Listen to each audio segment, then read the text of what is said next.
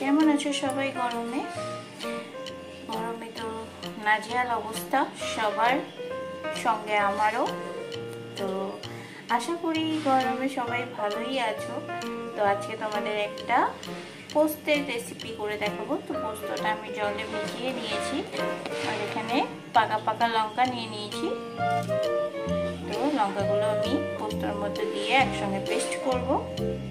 পোস্তটা বানাবো হচ্ছে এই যে কচি কচি এখন ডাঁটা। তো দেখো এই ডাঁটাগুলো পোস্ত খেতে খুব ভালো লাগে, সঙ্গে একটু আলু দিয়েছি। তো এটাই আজকে পোস্ত করে দেখাবো তোমাদের। সবাই করো এরকম পোস্ত, তো আমি যেরকম করি তো সেই রকমভাবে তোমাদের করে দেখাবো আজকে।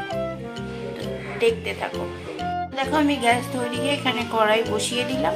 এবার কড়াইয়ের মধ্যে তেল দিয়ে দেবো জলটা শুকিয়ে গেলে। তো জলটা শুকিয়ে গেছে, এবার আমি এর মধ্যে তেল অ্যাড করছি। খুব অল্প তেল দেবো, জাস্ট 1 টেবিল চামচ মতো। তো এই তেলটার মধ্যে আমি এবার কালো জিরে ফোড়ন দেবো।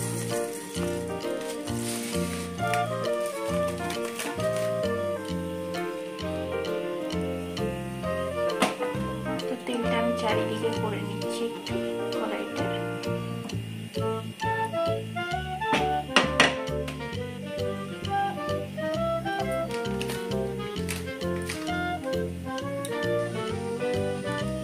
কালো জিরের গন্ধটা পেয়ে গেছে, এবার এর মধ্যে আমি ডাঁটা আর আলুটা দিয়ে দেবো। এর সঙ্গে একটা ছোট্ট টমেটো নিয়েছি, তো সেটাকেও দিয়ে দেবো একসঙ্গে। আমি এটাকে নাড়ব।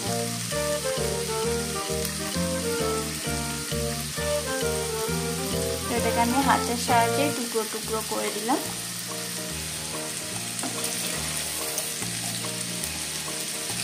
তো এটাকে আমি এবার খুন্তির সাহায্যে উপর নিচে করে দেবো একটু।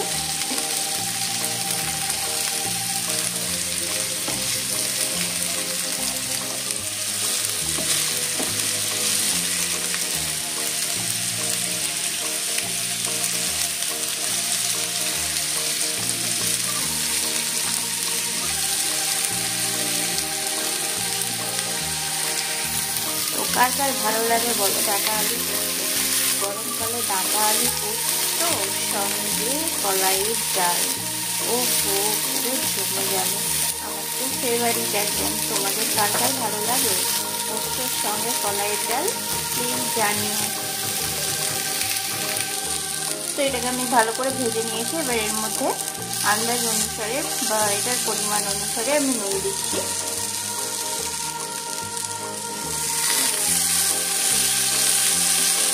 তারপরে আমি আবার একটু দিচ্ছি।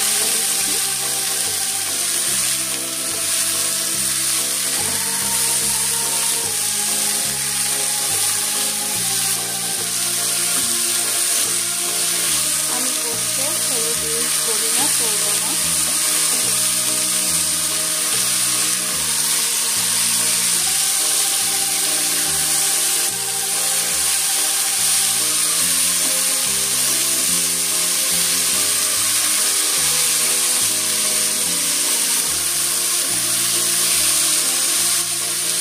এটার মধ্যে আমি এবার অল্প জল অ্যাড করে দেবো।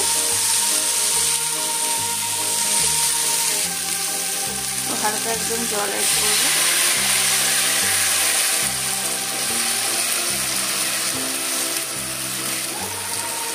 যাতে এটা একটু সেদ্ধ হয়। আর আঁচটা একদম লোতে করে দেবো, একটু ঢাকা দিয়ে দেবো।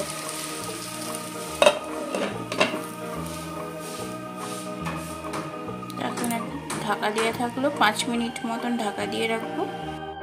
5 মিনিট পরে চলো খুলে দেখি। দেখো জলগুলো শুকিয়ে গেছে, আর এটাও সেদ্ধ হয়ে গেছে। আলুগুলো দেখো সেদ্ধ হয়ে গেছে। তো এইরকম অবস্থায় আমি এবার পোস্তটা অ্যাড করে দেবো। এবার পোস্তটা আমি অ্যাড করে দিচ্ছি।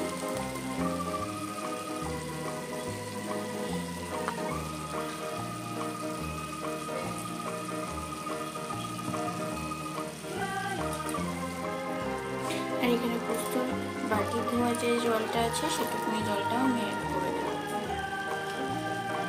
এবার সবগুলোকে একসঙ্গে মিশিয়ে দেব। মিশিয়ে দিয়ে আমি আরও কিছুক্ষণের জন্য ঢাকা দিয়ে দেব, কিন্তু আঁচটাকে আমি এখানে লো ফ্লেমেই রেখেছি।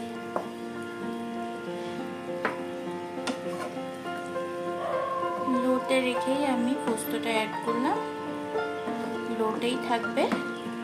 আমি আবার একটুখানি ঢাকা দিয়ে দেবো এটার মধ্যে।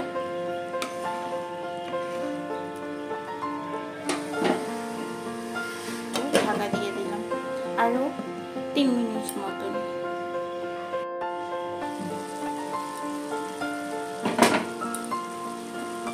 তো দেখুন খুলে রেসিপিটা আমার একদম তৈরি হয়ে গেছে। আজকে তো শুকনো শুকনো পোস্তই বানিয়েছি, এটা এইভাবে খেতে খুব ভালো লাগে।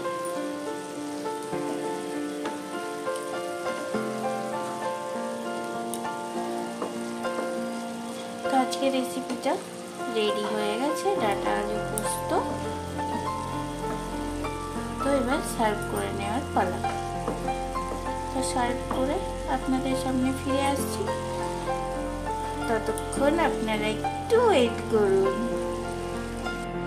এই যে বন্ধুরা দেখো রেডি হয়ে গেছে ডাঁটা আলু পোস্ত, একদম ঝাল ঝাল কলাইয়ের ডালের সঙ্গে খাওয়ার জন্য। তো তোমাদের রেসিপিটা কেমন লাগলো বলো সবাই।